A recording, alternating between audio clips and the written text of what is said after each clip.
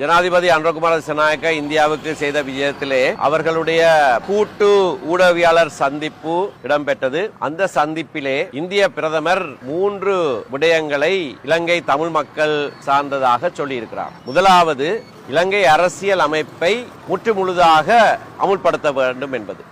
காலாகாலமாக இந்திய அறிக்கைகளிலே 13வது திருத்தம் அமுல்படுத்தப்பட வேண்டும் என்று சொல்லப்படுவது வழக்கமாக இருந்திருக்கிறது. நாங்கள் அடிக்கடி சொல்லுகிற ஒரு விடயம், 13வது திருத்தம் என்பது இலங்கை அரசியலமைப்பிலே ஒரு பின்னிணைப்பு அல்ல. அது இலங்கை அரசியலமைப்பிலே ஒரு பகுதி. இலங்கை அரசியலமைப்புக்கு 21 திருத்தங்கள் செய்யப்பட்டிருக்கிறது. ஆகவே அதிலே ஒரு பகுதி தான் இந்த 13ஆம் திருத்தம். 16ஆம் திருத்தம் தமிழ் மொழி சார்ந்த விடயங்கள் 16வது திருத்தத்திலே தெளிவாக சொல்லப்பட்டிருக்கிறது.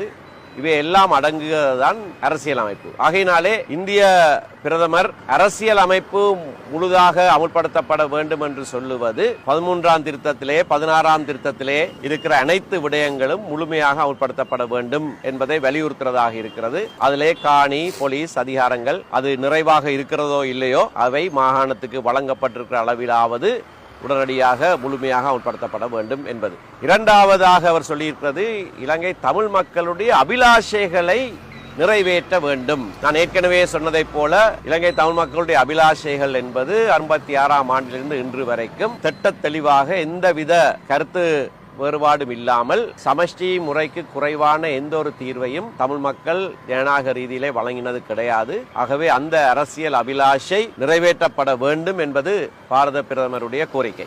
மூன்றாவதாக, கொடுக்கப்பட்ட வாக்குறுதிகள் நிறைவேற்றப்பட வேண்டும். மாகாண சபை தேர்தல்கள் நடத்தப்பட வேண்டும். ஆகவே இந்த விடயங்களை ஒரு கூட்டு ஊடகவியலாளர் சந்திப்பிலே இலங்கை ஜனாதிபதி அனுரகுமார திசாநாயக்கவும் பக்கத்திலே நிற்கத்தக்கதாக பாரத பிரதமர் வலியுறுத்தி இருக்கிறது.